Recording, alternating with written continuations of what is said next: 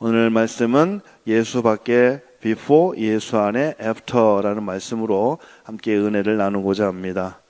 아마 여러분 가운데는 전도 폭발 훈련을 받았거나 아니면 전도 폭발 훈련에 대해서 아마 이야기를 들어본 적이 계실 줄 압니다. 전도 폭발 훈련은 어떻게 하면 복음을 잘 전할 수 있을까, 잘 전할 수 있도록 이게 훈련하는 그런 프로그램입니다. 이 전도 폭발 훈련에 보면 간증 부분이 있어요.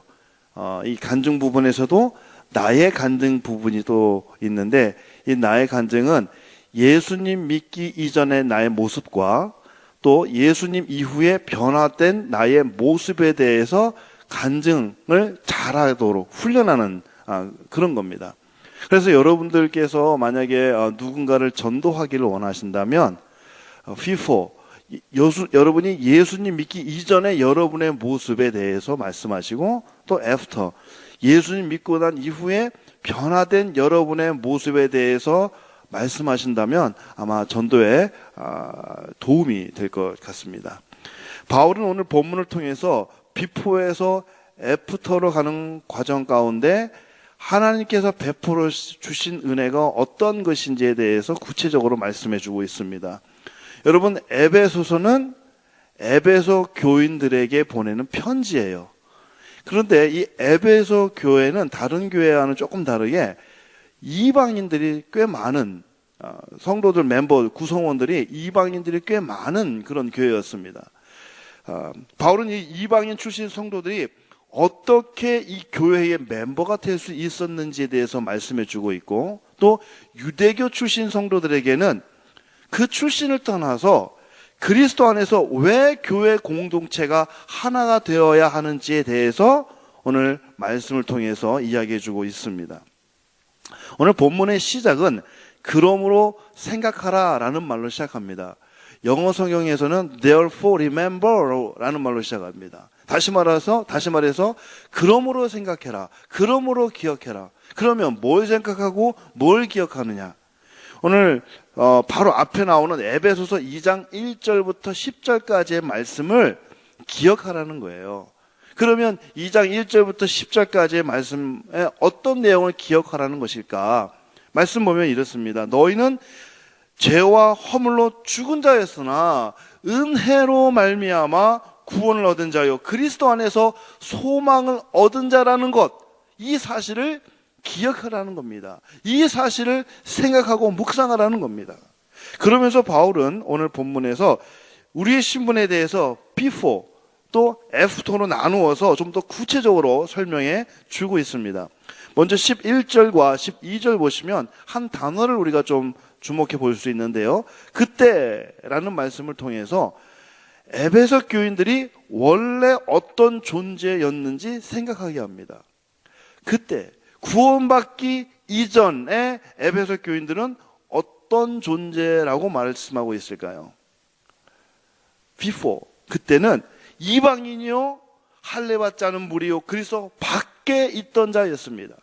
before, 그때는 언약과 상관없는 자였고 하나님 없이 살던 사람들이었고 소망 없이 살던 사람들이었습니다. 사실 바울은 에베소서 2장 1절부터 3절까지 말씀을 통해서 우리의 존재 또한 어떤 존재였는지 말씀해 주고 있습니다. 에베소서 2장 1절과 3절 말씀입니다. 그는 허물과 죄로 죽었던 너희를 살리셨도다. 그때에 너희는 그 가운데서 행하여 이 세상 풍조를 따르고 공중의 권세 잡은 자를 따랐으니 곧 지금 불순종의 아들들 가운데서 역사하는 영이라. 전에는 우리도 다 그 가운데서 우리의 육체의 욕심을 따라 지내며 육체와 마음에 원하는 것을 하여 다른 이들과 같이, 이 말이 중요해요, 본질상 진노의 자녀였더니. 한번 따라해 볼까요? 본질상 진노의 자녀. 시작. 본질상 진노의 자녀. 여러분, 이것이 우리의 원래의 모습이었습니다. 우리의 원래의 모습, 우리의 before, 그 오리지널 우리의 모습은 본질상 진노의 자녀들이었다는 겁니다. 유대인들은 자신들은 하나님께 택함을 입은 사람들, 그냥 선민이었다고 생각하지만 이방인들은 저주받은 민족, 저주받은 백성이라고 생각을 해서 전혀 상종하지는 않았습니다. 그런데 바울은 이런 유대인들의 모습이 착각이라는 것을 말씀해주고 있습니다. 어떻게 할 수 있냐면 11절에 보면 바울이 손으로 행한 할례라는 표현을 사용하고 있어요. 손으로 행한 할례라는 말은 이 지금 유대인들이 행하는 할례는 사람의 손으로 행하는 할례이지 하나님이 베푸시는 할례가 아니라는 거예요. 그래서 결국 구원받기 이전의 유대인이나 이방인의 모습은 모두 사실상 본질상 진노의 자녀, 진노받은 백성, 죄 가운데 거했던 사람들이다라고 말씀하고 있는 겁니다. 자, 그런데 13절에서 놀라운 신분의 변화, 아이덴티티의 변화, 정체성의 변화가 나타남을 보여주는데요. 13절은 이제라는 말로 시작을 합니다. 다시 말해서 전에는 진노의 자녀로 하나님을 가까이 할 수 없는 존재였는데 이제는 예수 그리스도의 십자가의 피로 하나님께 가까이 나갈 수 있게 되었다라는 거죠. 이제는 하나님 나라의 하늘나라의 시민이 되어서 하나님 아버지께 나갈 수 있는 사람이 되었다라는 겁니다. 여러분, 사도 바울은 디모데 전서에서 자신의 삶에 찾아온 before, 자신의 삶에 찾아온 after에 대해서 변화된 자신의 모습에 대해서 잘 설명해 주고 있습니다. 디모데 전서에서 사도 바울은 자신을 이렇게 설명합니다. 내가 전에는 비방자요, 박해자요, 폭행자였으나 도리어 국류를 입은 것은 내가 믿지 아니할 때에 알지 못하고 행하였습니다. 우리 주의 은혜가 그리스도 예수 안에 있는 믿음과 사랑과 함께 넘치도록 풍성하였도다 라고 말씀합니다. 여러분, 바울은요 철저한 유대주의자였습니다. 그런 그가 이방인을 그리스도께로 인도하는 이방인의 사도가 되었습니다. 그 당시에 바울, 유대주의자였던 이 바울이 이방인의 사도가 되었다는 것은 당시에 빅뉴스였습니다. 엄청난 뉴스였습니다. 당시에 이방인과 유대인이 함께 한다는 것은 아까 말씀드렸듯이 도저히 상상할 수 없는 일이었기 때문입니다. 유대인과 이방인 사이에는 넘을 수 없는 담이 있었습니다. 여러분, 예루살렘 성전에 가면 성전에 뜰이 있는데 제사장들이 제사하는 제사장의 뜰이 있었어요. 그 옆에 또 이스라엘 남자들이 모여서 제사하는 이스라엘 뜰이 있었습니다. 그리고 그 옆에 이스라엘 여인들이 모여서 제사하는 여인들의 뜰이 있었습니다. 그리고 맨 끝에 이방인들을 위한 이방인의 뜰이 있었어요. 문제는 이 여인들의 뜰과 이방인들의 뜰 사이에 있는 담이에요. 이 담은 사실 그렇게 높지도 않습니다. 어느 정도 키가 있고 성인이라면 맘만 먹으면 넘을 수 있는 정도의 담이었습니다. 문제는 이 담을 이방인들이 감히 넘지를 못해요. 왜냐하면 거기에 써있는 하나의 문구 때문에 그래요. 뭐라고 써있냐면 이 담을 넘는 이방인은 죽여도 좋다. 이 말 한마디 때문에 이방인들이 그 담을 넘을 수도 없고 넘을 생각도 하지 못합니다. 그런데 오늘 본문 14절과 오늘 본 말씀을 통해서 예수님께서는 그 이방인의 담을 허셨다라는 거예요. 이 담에 대해서 또 다른 의미가 있습니다. 이 담은 율법이라는 의미를 가지고 있습니다. 유대인들은 율법을 지킴으로써 자기들이 하나님의 택한 백성이라는 선민의식을 강하게 가지고 있었습니다. 유대인들은 율법이라는 담을 높이 쌓아 올리고 이방인들을 원수처럼 여겼습니다. 오늘 그런데 본문 14절에서 또 15절에서 이 율법을 예수님께서 자기 육체로 폐하셨다고 말씀합니다.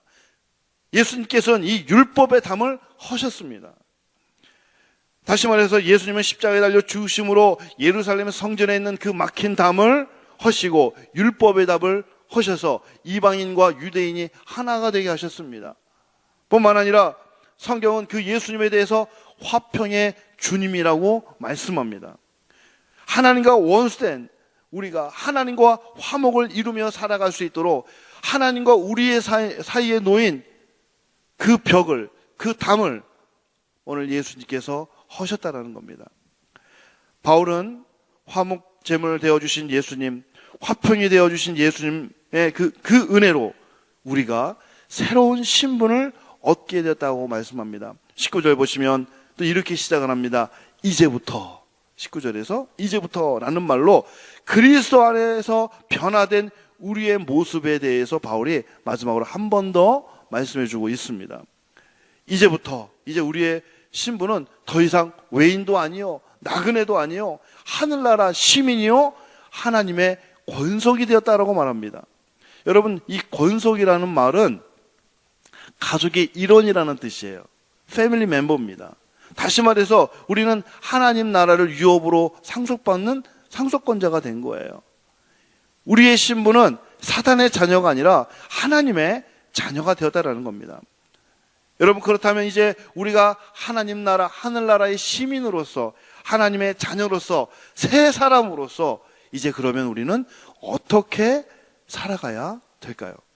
오늘 본문 21절과 22절에서 바울은 하나님의 성전이 되어 하나님이 거하실 처소가 되는 삶을 살라고 말씀합니다. 여러분, 이스라엘 백성에게 있어서 이 성전은 신앙의 중심이요, 삶의 중심이었습니다. 성전을 향해 기도했고요, 성전을 향해 모였습니다. 이스라엘 백성들은 성전이 파괴되고 성전이 불탔을 때 그들은 자신이 파괴되고 자신이 불타는 그런 고통을 느꼈습니다. 구약의 이스라엘 백성들은 무너진 성전을 회복하고 재건하여 하나님의 임재와 하나님의 영광을 기뻐하며 그 은혜를 누리며 살았습니다. 사랑하는 성도 여러분, 오늘날 성전은 어디를 말할까요? 저 이스라엘 땅에 있는 예루살렘 성전을 말할까요? 아니면 지금 우리 주변에 있는 십자가가 우뚝 서 있는 교회들을 말하는 걸까요? 오늘날의 성전은 바로 저와 여러분입니다. 하나님의 성전은 건물이 아니라 사람입니다. 그리스도 안에 살아가는 저와 여러분이 바로 하나님의 성전입니다. 하나님의 성전이 거룩하듯이 우리의 삶이 거룩해지면 하나님은 우리와 함께 하시고 우리 속에 하나님께서 임재해 주십니다.